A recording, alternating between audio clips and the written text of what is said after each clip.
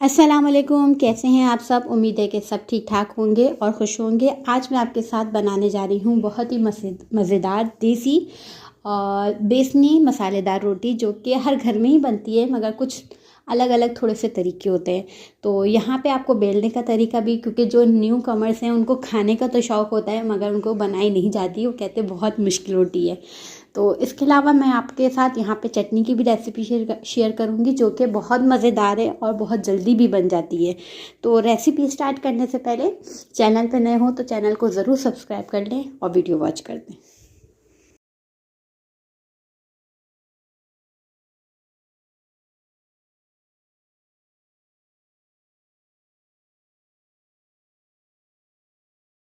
अब यहाँ पर आ जाते हैं अपनी चीज़ों की तरफ। यहाँ पे चीज़ें देख लेते हैं हमें क्या क्या चीज़ें चाहिए। यहाँ पे 2 कप सबसे पहले हम बेसन लेंगे और इसी के अलावा हम एक जो है कप आटा लेंगे। जो भी आप आटा यूज़ करते हो वो आप इस्तेमाल करें, गेहूं का, चक्की का, जो भी। इसके अलावा यहाँ पे मेरे पास जो चीज़ें हैं वो देख लेते हैं। इसके अलावा मेरे पास है अजवाइन ½ tea spoon, salt 1 table spoon, हल्दी ½ टी स्पून, और कुटा हुआ धनिया है हमारे पास 1 टेबल स्पून, और कुटी हुई मिर्च है 1 टीस्पून। आप मिर्चों की मिकदार जो है थोड़ी ज़्यादा भी कर सकते हैं या कम भी कर सकते हैं। हरी मिर्चें यहाँ पे मैंने तकरीबन 1 टेबल स्पून भर के, यानी कि 2 हरी मिर्चें बारीक कट कर ली हैं। इसके अलावा 2 टेबल स्पून हरा धनिया है और छोटी मीडियम साइज़ की मैंने प्याज ली है, इसको बारीक चॉप कर लिया। इसके अलावा यहाँ पे तेल हम लेंगे तकरीबन 2 से 3 टेबल स्पून। सबसे पहले आपने क्या करना है, तमाम चीज़ों को एक साथ जमा कर लेना है। जैसे कि आपने बेसन का आटा, बेसन ले लिया, और इसके अलावा हमने आटा ले लिया, जो भी आप इस्तेमाल करते हैं 1 कप। अगर आप इसकी क्वांटिटी बढ़ाना चाहते हैं, मतलब ज़्यादा करना चाहते हैं, तो बेसन की मिकदार बढ़ाते जाएँ और गेहूँ के आटे की मिकदार भी आधी हाफ़ करते जाएँ। इसके अलावा यहाँ पे मेरे पास तेल मैंने शामिल कर दिया। तेल डालने से ये होगा कि जो आपकी रोटी होगी ना, वो बड़ी मज़ेदार सी सॉफ्ट तैयार होगी। इसके अलावा ये तमाम मसाले जो हैं वो सारे इसमें शामिल कर देंगे। रिटन रेसिपी जो है वो आपको नीचे डिस्क्रिप्शन बॉक्स में मिल जाएगी। इसके अलावा यहाँ पे प्याज है और हरा धनिया है। प्याज मैंने यहाँ पे बारीक चॉप इसलिए की है ताकि हमें बेलने में आसानी हो, वरना अमूमन क्या होता है, मेरी अम्मी जो बनाती हैं वो लंबाई में कट करती हैं, स्लाइस में, तो रोटी उसमें मुझसे बेली नहीं जाती है और जो न्यू कमर्स हैं उनसे भी नहीं होगी।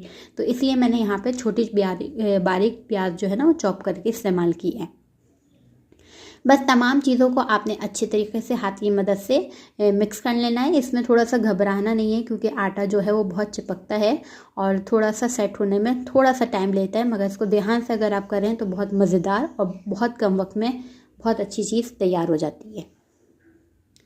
अब आपने क्या करना है, इसमें थोड़ा थोड़ा आपने पानी शामिल करना है, और इसमें ज़्यादा एक साथ मत शामिल करेगा, क्योंकि ये डो जो होती है वो एकदम ढीली हो जाती है और बिल्कुल आपने इसको थोड़ा सा टाइट रखनी है। तो आप इसको थोड़ा थोड़ा पानी शामिल करेगा। ये एकदम ही आप पानी डाले होंगे, एकदम ही बिल्कुल ढीली हो जाएगी, जिससे आपसे आटा संभलेगा नहीं और आप परेशान हो जाएंगे। तो थोड़ा थोड़ा आप देखें मैं किस तरह थोड़ा थोड़ा पानी लेके इसमें शामिल कर रही हूँ, फिर इसकी डो बनाती हूँ, और उसके बाद दोबारा थोड़ा थोड़ा पानी लेती हूँ, फिर दोबारा डो बनाती हूँ। आपने भी इसी तरह बिल्कुल एज इट इज़ करेंगे तो आपकी डो जो है ना वो बिल्कुल परफेक्ट आटे की तरह गूंज जाएगी, जैसे आप आटे की रोटी बनाते हैं।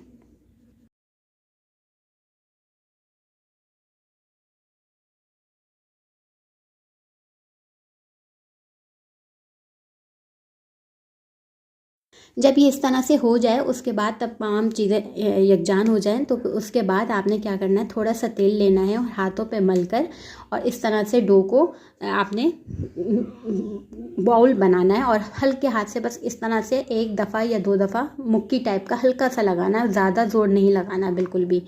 बस यहाँ पे जो है ना वो हमारी डो हो गई है तैयार। नीचे में थोड़ा सा तेल वेल लगा के अच्छे से पूरा प्रॉपर इसको साफ़ कर दूँगी, ताकि कहीं पे भी कुछ लगा ना रहे, और इसको सेट करने के लिए छोड़ दूँगी तकरीबन 15 मिनट, जब तक हमारी चटनी तैयार होगी, जब तक ये सेट हो जाएगा। बस यहाँ पे इसको हम साइड पे कर देते हैं। अब आ जाते हैं अपनी चटनी की तरफ। चटनी बहुत मज़ेदार सी है, इसे ज़रूर ट्राई कर लीजिएगा। बेसनी रोटी के साथ ही ये खाई जाती है। यहाँ पे लहसुन का मैंने पूरा जो होता है पोटली जो होती है वो मैंने ली है, इसको छील लिया है। देसी लहसुन हो तो वही मज़ा ही कुछ और होगा। इसके अलावा यहाँ साबुत मिर्चें हैं 8 से 10 और तेल है 2 टेबल स्पून, नमक है 1 टीस्पून। आप चाहें तो इसमें कुटी हुई मिर्चें जो है जो होती हैं दरदरी कुटी हुई मिर्च, आप वो भी इस्तेमाल कर सकते हैं इन साबुत मिर्चों की जगह। अब आपने एक जार लें जिसमें जूसर मशीन में और जूसर मशीन में आपने ये सारी चीज़ें शामिल कर देनी है, तेल और इसके अलावा नमक, लहसुन और साबुत मिर्चें। जैसे आपको कहा है कि दरदरी मिर्च भी आप शामिल कर सकते हैं इसकी जगह, तो और आसानी से ये तैयार हो जाएगी। बस इसका एक थोड़ा सा हमने पानी डालना है, बिल्कुल तकरीबन 3 से 4 टेबल स्पून पानी डालिएगा, ज़्यादा नहीं। जब आपका पेस्ट ना तैयार हो रहा हो तो आप थोड़ा सा और डाल दें, वरना मत डालिएगा, बहुत पतली ये चटनी अच्छी नहीं लगती, गाढ़ी गाढ़ी ये चटनी अच्छी लगती है, इस तरह की लुक आ जाएगा। ये चटनी जो है ना वो बेसिकली होता ही है कि मेरी सास जो थी वो इसको पकाती भी थी, थोड़ा सा तेल डाल के इसको पका भी लेती थी और भी अच्छा टेस्ट आता था। तो आप चाहें तो ये भी कर सकते हैं, वरना अदरवाइज़ इसको इसी तरह भी सर्व करें, बहुत मज़ेदार लगती है। मैं आपको हर चीज़ के एक एक तरीका बता रही हूँ ताकि आप ऐसे नहीं तो ऐसे भी कर सकते हैं और कुकिंग को एंजॉय करते हुए आप पकाएंगे तो आपको बहुत मज़ा आएगा। तो यहाँ पे जो है ना मैंने बना लिया एक छोटा सा पेड़ा, और ज़्यादा बड़ा नहीं लूँगी क्योंकि बच्चे खाएंगे तो छोटे छोटे ही उनके लिए होते हैं। तो बस यहाँ पे आपने थोड़ा सा वो आटा लेना है, ठीक है, और इसमें अच्छे से आपने इसको कवर करना है और इसको हल्के हाथों की मदद से बेलना शुरू कर देना। देखें जब आटा आप जिस टाइप से मैंने आपको बताया है गूंदेंगी तो ये इस तरह की रोटी तैयार होगी और बिल्कुल भी नहीं चिपकेगी और गोल गोल बिल्कुल घूमेगी जब आप इसको बेल लेंगे। तो यहाँ पे देखें बिल्कुल तैयार हो चुकी है। अब इसको हम गर्म तवे पे डाल देंगे। यहाँ पे गरम तवा है, मीडियम, ज़्यादा तेज़ नहीं है, ज़्यादा हल्का भी नहीं है, नॉर्मल मैंने तवा रखा और इस पे इसको हम पकाना शुरू कर देंगे। शुरू में जब मैंने बिल्कुल ये बनाना शुरू की थी, जब मुझे शौक़ था तो ये मुझसे नहीं बेलती थी, तो मैं अपनी सास से कहती थी आप बेल के देंगी तो मैं सेकूँगी, मतलब इसे पकाऊँगी।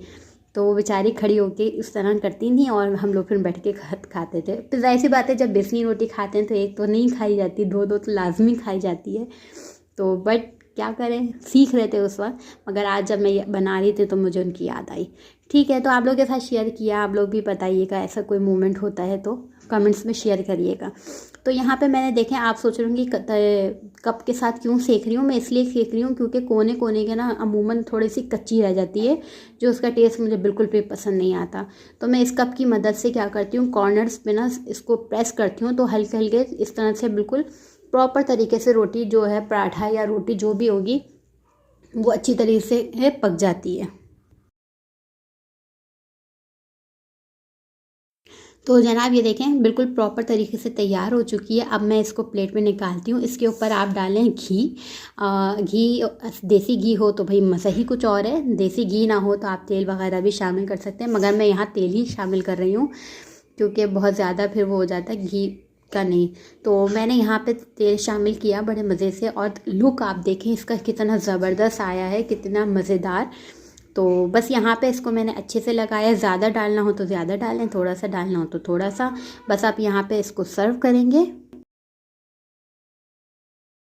यहाँ पे मैं सर्व करूँगी चटनी के साथ जो मैंने आपको सिखाई, साथ में दही जो उसको कवर करेगा, मिर्चों को कम करेगा, साथ में अचार जो कि खट्टापन लाएगा, और इन तीनों के चीज़ के साथ मैं इसको सर्व करूँगी। और ये बहुत ही मज़ेदार कंफर्ट मील है, बहुत मज़ा आता है खाने में। सर्दियों में तो खुसूसन बहुत ज़्यादा मज़ा आता है कि आराम से आप बैठें और खाएं गरम गरम। तो बस यहाँ पे जो है ना मैंने जो है अचार लिया, साथ में दही और चटनी के साथ इसको सर्व करा और इसको एंजॉय किया। होपफुली कि आप लोग भी इसको ट्राई करेंगे और मेरे कहने पे इसको रेसिपी को ट्राई करने के बाद अपना कमेंट्स भी देंगे कि ये कैसी लगी आपको रेसिपी। इंशाल्लाह नई रेसिपी के साथ आऊँगी। अपना बहुत सा ख्याल रखिएगा, मुझे दुआओं में याद रखिएगा। खुदा हाफिज़।